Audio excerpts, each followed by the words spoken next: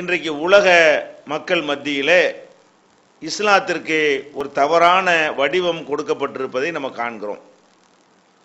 இப்போ நாமெல்லாம் இஸ்லாத்தை வாசிக்கும் பொழுது நமக்கு எப்படிப்பட்ட எண்ணம் இஸ்லாத்தை பற்றி வருகிறதோ அது போன்ற ஒரு உயர்ந்த எண்ணம் இஸ்லாத்திற்கு வெளியே இருக்கக்கூடிய பெரும்பாலான மக்களுக்கு ஏற்படுவது இல்லை. ஏன் ஏற்படுவது இல்லை என்று சொன்னால், அவர்கள் இஸ்லாத்தை படிப்பதை விட முஸ்லிம்களை பார்த்துத்தான் இஸ்லாத்தை அறிந்து கொள்ள வேண்டிய நிலையில் இருக்கிறார்கள். முஸ்லிம்களுடைய கொள்கையை பார்க்கிறார்கள். அதற்கும் தங்களுடைய கொள்கைக்கு மத்தியில் பெரிய அளவில் எந்த வித்தியாசத்தையும் அவர்களால் காண முடியவில்லை. முஸ்லிம்களிடத்தில் இருக்கிற சடங்கு சம்பிரதாயங்களை பார்க்கிறார்கள். அந்த சடங்கு சம்பிரதாயங்களுக்கும் தங்களுடைய மதங்களிலே இருக்கக்கூடிய சடங்கு சம்பிரதாயங்களுக்கும் மத்தியில் பெரிய அளவுக்கு வித்தியாசம் இல்லாமல் இருப்பதை அவர்கள் காணுகிறார்கள். அதே போல முஸ்லிம்களுடைய மற்ற நேர்மை, நாணயம், ஒழுக்கம் போன்ற பல நடவடிக்கைகளை கூர்ந்து நோக்குகிறார்கள். மற்றவர்கள் எப்படி கலப்படம் செய்கிறார்களோ, மோசடி செய்கிறார்களோ, நாணயம் இல்லாமல் நடந்து கொள்கிறார்களோ, அடுத்தவர்களை ஏமாற்றுகிறார்களோ, பங்காளி துரோகம் செய்கிறார்களோ, இன்ன பிற கொடுமைகள் வரதட்சணை வாங்குகிறார்களோ, இன்ன பிற தீய காரியங்களில் எல்லாம் புகைப்பிடிக்கிறார்களோ, மது அருந்துகிறார்களோ, ஒழுக்கக்கேடான செயல்களில் ஈடுபடுகிறார்களோ, அதே மாதிரி தான் முஸ்லிம்களில் உள்ளவர்களும் இருக்கிறார்களே தவிர அதே சதவீதத்தில் அதே கணக்கில் தான் எல்லா சமுதாயத்திலும் இருக்கிறார்களே தவிர முஸ்லிம்கள் என்ற காரணத்தினால் அவங்கள்ட்ட ஒழுக்க சீலருடைய சதவீதம் அதிகமாக இல்லை. அவங்கள்ட்ட நேர்மையாக நடக்கக்கூடியவர்களுடைய சதவீதம் மற்றவங்களோட கூடுதலாகலாம் இல்லை, எல்லா மனிதர் மாதிரி தான் இருக்கிறாங்க என்று சொல்லி அவங்க முஸ்லிம்களுடைய நடவடிக்கைகளை பார்க்கிறார்கள். பார்த்துவிட்டு அவங்களை இதுதான் இஸ்லாம் என்று நினைத்துக் கொள்கிறார்கள். அப்ப நம்முடைய செயல்கள் தப்பாக இருக்கிறதுனால நம்ம அந்த தப்பான செயலை செஞ்சதுக்கு அல்லாட்ட தண்டனைக்கு உள்ளாகிறது ஒரு விஷயம். இரண்டாவதாக இஸ்லாத்திற்கு ஒரு தவறான வடிவத்தை கொடுத்து அதனால இஸ்லாத்திற்கு வரக்கூடியவங்களை நம்ம தடுத்து நிறுத்துறோம்.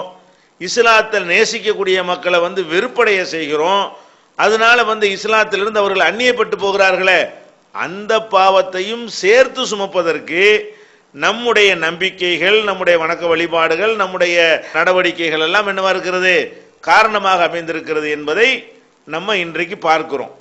சில விஷயங்கள்ல மற்றவங்களை எல்லாம் விட கூடுதல் மோசமானவர்களாக நம்ம இருக்கிறோம். சில விஷயங்கள்ல குறிப்பாக இந்த வரதட்சணை போன்ற விஷயங்கள் எடுத்துக்கொண்டீர்களே ஆனால், மற்ற சமுதாயத்தவர்கள் 10,000 5,000 என்று வரதட்சணை வாங்குவார்கள் என்று சொன்னால், நம்ம சமுதாயத்தில் தான் பல லட்சக்கணக்கிலையும் பல கிலோ கணக்கிலையும் தங்கம் கேட்கக்கூடிய அளவுக்கு, பெரிய தனியாக வீடு வேண்டும் என்று கேட்கக்கூடிய அளவுக்கெல்லாம் அவங்கள விட மோசமாக இருக்கிறோம். பல வகையில் அவங்க செய்கிற மாதிரி பல காரியங்களை செய்கிறோம்.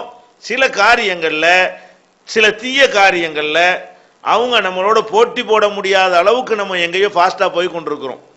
அப்போ இந்த மாதிரி பார்க்கும் பொழுது என்ன செய்கிறாங்க, இதில் இருக்கிறவர் அங்கே போனால் சிரமப்படணும், காஸ்ட்லியான மார்க்கமாக இருக்கிறது, ஒரு குழந்தைக்கு பேர் வைக்கிறா இருந்தால் கூட பல ஆயிரங்களை நம்ம செலவழிக்க வேண்டியிருக்கும், அவங்களுக்கு கல்யாணம் பண்ணுறா இருந்தால் கூட லட்சக்கணக்கான ரூபாய்களை செலவழிக்கிற அளவுக்கு நம்மள்ட்ட சக்தி இருக்கணும், இந்த மார்க்கத்துக்கு போனால் அதெல்லாம் சாத்தியப்படாது என்று சொல்லி நம்முடைய ஒரு ஆடம்பரமான நம்முடைய வீணான செயல்களை பார்த்துவிட்டும் கூடுதலாக வெறுக்கக்கூடிய இஸ்லாத்தை ஓரங்கட்டக்கூடிய ஒரு நிலைமையெல்லாம் பார்க்கிறோம்.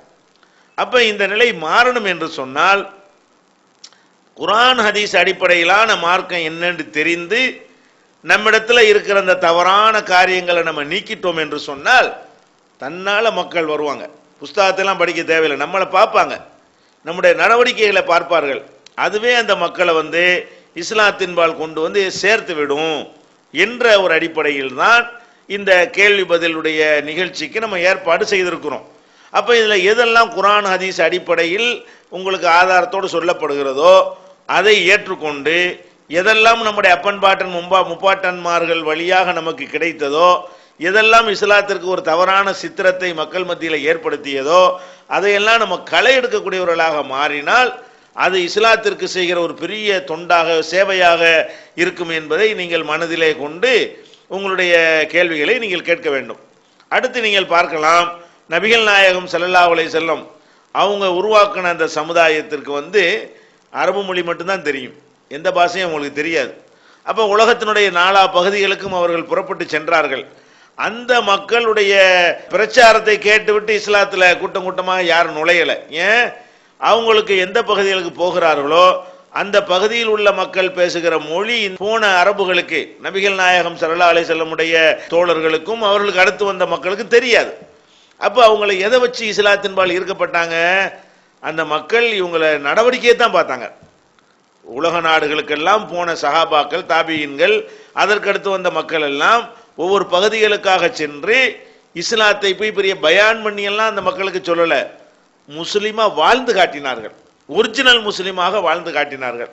அது வந்து இவர்கள் வாழ்கிற வாழ்க்கையில் இருந்து முற்றிலும் வேறுபட்டதாகவும் வித்தியாசமானதாகவும் சிறந்ததாகவும் கவரக்கூடியதாகவும் இருந்த காரணத்தினால தான் இந்த மக்களை பார்த்துவிட்டு இஸ்லாத்தை அவர்கள் வந்து நேசித்தார்கள். அதனால நம்மளும் என்ன செஞ்சிருக்கிறோம், இன்னைக்கு முஸ்லீமா இருந்து கொண்டிருக்கிறோம்.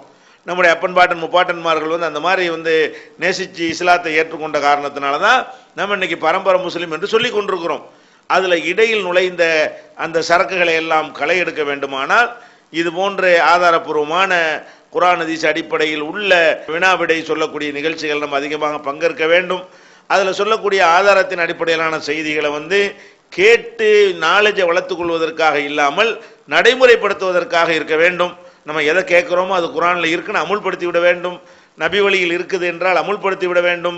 நிறைய தெரிந்து கொள்வது என்பது மார்க்கத்தில் ஒரு பெரிய ஒரு மேட்டரே கிடையாது. இப்லீஸை விட ரொம்ப தெரிஞ்சவன் யார் இருக்கிறா? அதனால தெரிந்து கொள்வது என்பது ஒரு பெரிய விஷயமே கிடையாது. நடைமுறைப்படுத்துவதுதான் பெரிய விஷயம். அது சரியானது நடைமுறைப்படுத்த வேண்டும். அதுக்கு தான் நம்ம தெரிஞ்சுக்கிற ஆசைப்படுறோம். இதை புரிந்து நடக்கக்கூடியவர்களாக நீங்களும் நாங்களும் இருக்க வேண்டும்.